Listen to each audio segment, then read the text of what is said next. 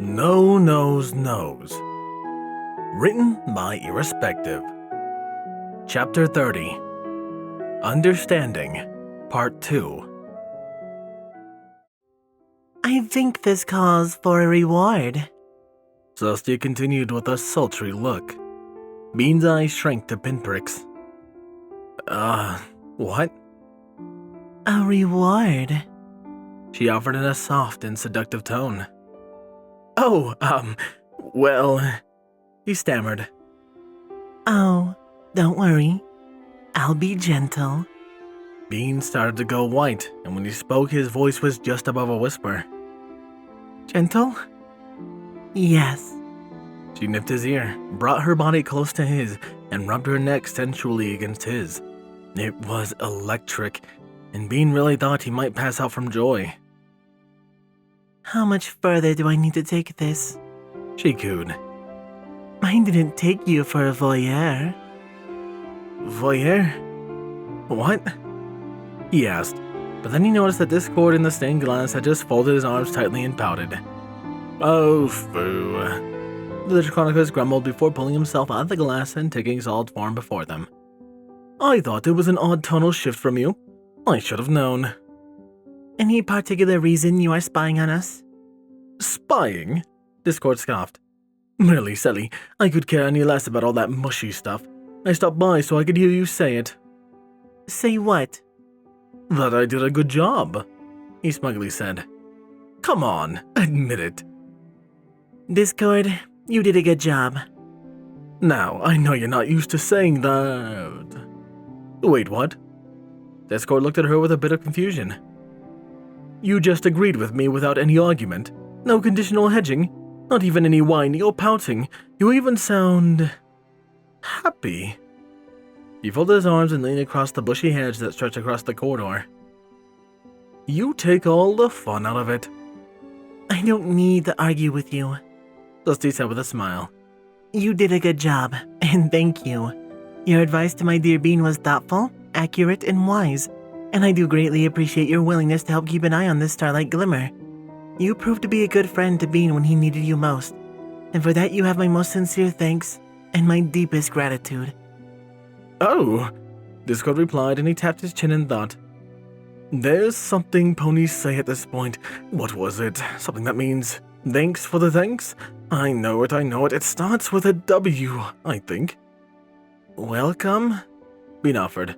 That's it. Discord held a blinking sign reading winner above Bean's head. You're welcome. Oh, what a fun word. I bet Fluttershy will love it when she hears me use it. I'm sure she will, Bean said with a shake of his head. Well, I do have to run, but if you need me again, just give me a shout. I'm more than happy to give you some pointers. I did rule Equestria for a time, after all. Discord chuckled, snapped his claw, and disappeared. Once Felicity took another look around the empty corridor, she gave Bean a long nuzzle. That got a little heated, Bean remarked. That it did. Felicity gained a bit of a blush across her cheeks. I'm sorry for leading you on, but ruse or not, you did seem receptive. Well, yeah. Felicity paused and looked at Bean earnestly. What was that? I don't know, he muttered, and his gaze went to the floor. I do, but... Don't worry about it, my Bean, she whispered with a nuzzle to his ear. When you're ready. I'm a firm believer in letting love progress naturally. For now, I am most content to simply have you. You have brought joy to my life that I did not know I was missing. And you have done the same for me, he said softly. I don't think I would have ever found true joy if I hadn't met you either. Then be reassured, my Bean, that I feel our relationship is right where it should be. The love you give me fills me with light and hope, and I do not want for anything. You have brought me pleasure incomparable, and I have no doubt that you will continue to do so. Thank you, he whispered. I don't know that I'll ever fully understand how I won your love, but if I have it, then I am complete. And for us, That is all that matters. He said with a nuzzle and a nip on his neck. And though I do wish we could remain here and whisper sweet nothings to each other, I'm afraid that we have a meeting with the Ministry of Peace in 5 minutes. But perhaps we can discuss more of this later. She nipped his ear and replied in turn with a nip on her jawline. They both laughed and playfully began bumping their rumps against each other as they begin their journey to their next meeting. Bean sighed in contentment as he walked through the gardens. The meeting with the Ministry of Peace had ended quite a bit sooner than anticipated thanks to an intern forgetting to bring the documentation Saucy and Bean had needed to look over. Since they had time, they decided that it would be nice to take a stroll through the gardens. Wisteria had then stopped them just as they had left the interior of the palace with a few rescheduled items to go over with Celestia, and she had told Bean to go ahead and they would catch up. He still had to admit the gardens were spectacular, and a part of him wished he had grabbed his notebook so he could take another shot at describing the grounds, and maybe even those fateful sunflowers. Well, maybe I'll try again tonight, he told himself softly and with a chuckle. Maybe I'll be able to do it without having to stand in them. He then stopped abruptly, just around a bend, and on a bench that sat across from the sunflowers that had yet changed his life, sat a Pegasus with a yellow coat, a powder blue mane, and what looked like a trio of sago lilies on her flank. Sago lily? He asked himself. I wonder why she's here. He quickly moved towards her, eager to share the wild ride he had been on since their last meeting and to see what had brought her back to Canterlot. Given how their last meeting had gone, he figured she would get quite the laugh out of the story. Her eyes were closed and remained so as he approached, though he was able to unintentionally sneak up on her. Sago? He called out when only a few feet remained between them. Is that you? Her eyes shot wide and open, with her pupils immediately shrunk to pinpricks. Baked bean? She groaned. Figures. Hey, how are ya? Bean asked with a smile. Didn't think I'd see you again so soon. And I really hoped I'd never see you again. She bitterly shot back. I'm sorry? Bean reeled back at the slightly sudden verbal slap to the face. You were engaged to Celestia, and yet you led me on like that? Celestia? What? Is this some sort of game for you? Toying with mares' hearts and then casting them aside once you've had your fun? Now, wait a minute. His voice was soft and defensive. It was never my intention to lead you along or anything like that. There was a most hearty scoff for this statement, but Bean pressed on. When I crashed into you, things were different. Saucy and I were strangers tied to a curse we were both trying to get out of. When we learned there was nothing to cancel out the spell, we had no choice but to go forward with this whole thing. And you couldn't be bothered to tell me? Tell you? Yes, your denseness. I stayed at the Shoe and Nail for another 2 days, remember? I waited for you. You did? Wow, and she still married you. Sigil muttered. Yes, I clearly said I was staying. I even watched you come back and collect your things on your wedding day. I was hoping that... well, that you would come back, and that... She paused, but then her glare came back in full swing with razor-sharp edge. Then I saw the news about your marriage. It wasn't hard to put the pieces together. And you couldn't even afford me the common courtesy of a proper breakup. Breakup? We had lunch together and walked around town. That's hardly a relationship. Oh, please. It wouldn't have been that hard. Sago, really, I can understand why you're mad, and you're right. I should have explained things to you. If you're trying to apologize, then you can just stop right there. I'm not interested in your apology. I'm just trying to explain what happened, he said with a note of exasperation. I'll offer my apologies all the same, though. You can take it or leave it. I'll leave it, she snorted. You're an insensitive clod. Fair enough. I probably was in this instance. Now, if you'll excuse me. Why are you here? Bean asked as she stood, and the question made her stop. Why else would I be in Canterlot? She threw back at him. It took Bean a moment to recall what she said before. Your grandma? She passed away 4 days ago. Oh. Bean said softly. I'm so sorry. I doubt that, but thanks for the sentiment, I suppose. Anything else? Just that I don't want us to end our friendship like this, with you storming off in anger. I'd like to talk about what happened and help you through whatever it is you're feeling. Was there any part of you that had any interest in me? Even the slightest? She asked in such a small voice. Yes, there was. He answered truthfully. That night, when I returned to the palace, I actually wept over what I couldn't have. I felt horrible that I couldn't have you. Sego turned to face him fully again. You're not just telling me that, are you? Honest to Luna, that's the pure truth, he replied. I really thought we could have had something before I found out I was bound to Celestia because of everything. Had that law not been in effect, I would have pursued you. But if I hadn't pooped Celestia's nose, there was a good chance I wouldn't have ever met you, either. The only reason I was where you were that day was because Celestia told me to check out the museum. It wouldn't have happened otherwise. Bean allowed Sego to think this over for a moment, and then he continued. If you want to be mad at me, that's fine. But don't be mad because the relationship didn't work out. Even if we had been given the opportunity to try something more serious, who says it could have been? There's a chance we could have hated one another. With things the way they are now, we can still be friends. Or at least, I would like to still be your friend. Sego sniffed and wiped her nose on her arm. You should have told me what was going on. I should have, yes. I won't deny that.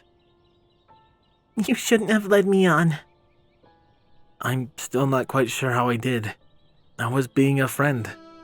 Nothing more and nothing less. Sego paused, and her wings ruffled a bit. I'm still mad at you.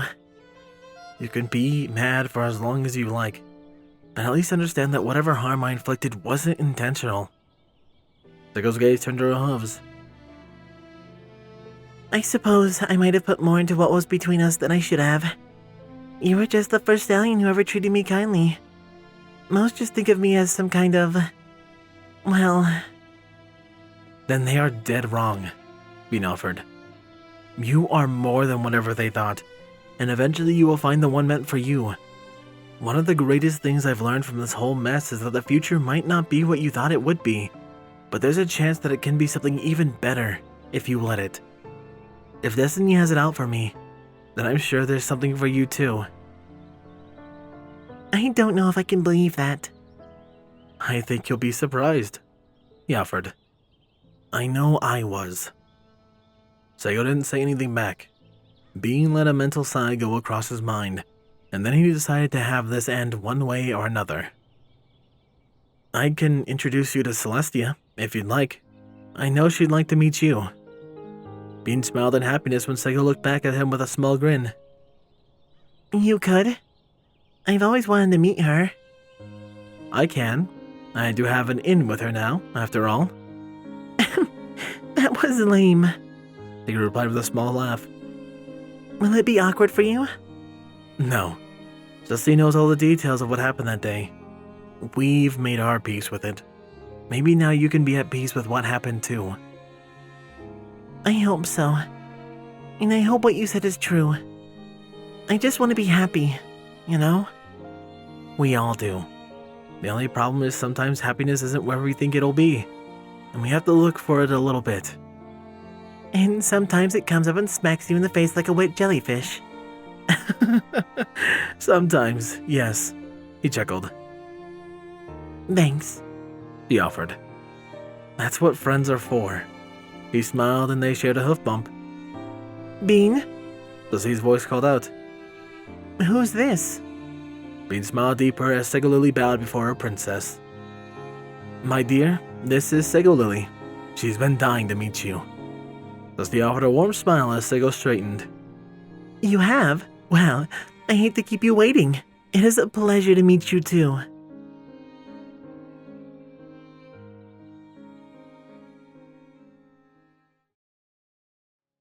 I can see why you liked her. Saucy remarked to Bean as she gently lowered the sun. Sego is quite a nice mare. You would have done well if you had gone with her. I suppose so. He shrugged under her wing. Do you still think about her? She asked gently. Do you still think about what could have been? No, he instantly replied, just to give him a curious look. No. I hadn't thought about her until I saw her in the gardens. I think it's something like when I asked you if you thought about being a commoner. There's no real point in doing so, since it's not going to happen. I'd much rather spend my time thinking about you. Oh, you are a shameless flatterer. Saucy chuckled. But I love it. You have my royal sanction to continue to do so. Oh, really? He asked, and he stood on his hind legs to draw closer to her ear. Well then. Saucy giggled as he nipped at her ear, then began to whisper into it. But after a moment, her cheeks started to go red, and after another playful nip, Bean whispered something into her ear that made her eyes open wide, and her wings pop straight up and out with a pump. She gave her amazed and slightly embarrassed look Bean's full view, and he simply chuckled a little when he saw her reaction in its totality. I realized it when we were talking with Sego this afternoon. I know I've said I love you, and now I want to show you in a way that I haven't yet. Are you sure? She asked. I don't want you to feel rushed at all. You don't have to do this just to make me happy. I already am. And I'm happy with you as well, in a way that could never be on my own. I would like to show you now, and I'm as ready as you are. Then we run the risk of the sun rising sooner than it should. Dusty whispered to him. Let it, he whispered back, and he began nipping in her mane. Let it be as bright as noon, so every pony knows how deeply I love and care for you. Let it burn, let it soar. I never want any pony to ever doubt my true feelings for you, and I will never forget how much I care for you. I will be yours, forever and always, if you will be mine. My dear, sweet baked bean, she whispered back as she nuzzled his neck tenderly. You will never doubt my love for you either. I will give you the one thing that I never fully given to another, my heart. It is yours, completely, to have and to keep. Then I will treasure it beyond the stars and back again.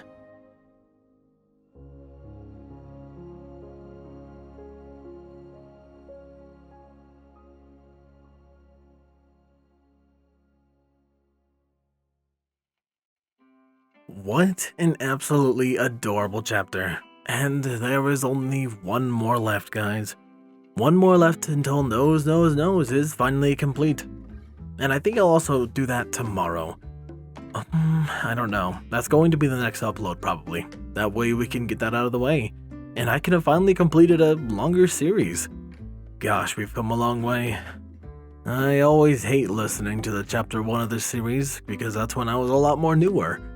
But it is interesting to see the progress of my editing and my quote-unquote voice acting has gone. And, well, thank you guys for enjoying this so far. I have absolutely loved this sweet and adorable tale so far. But what else I love are my wonderful Patreons.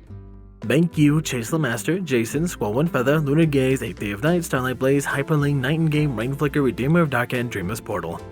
My tier 2s, Captain BlueShadow, The Animated Ghost, HKH4, aka Texture, Swordbrother and Mordred, Nocturne, DGMX 2000, Papa Linnet, and Can Panzer. And of course a large thank you to my Titan tiers, and a brand new one, specifically my brand new one, User 1842.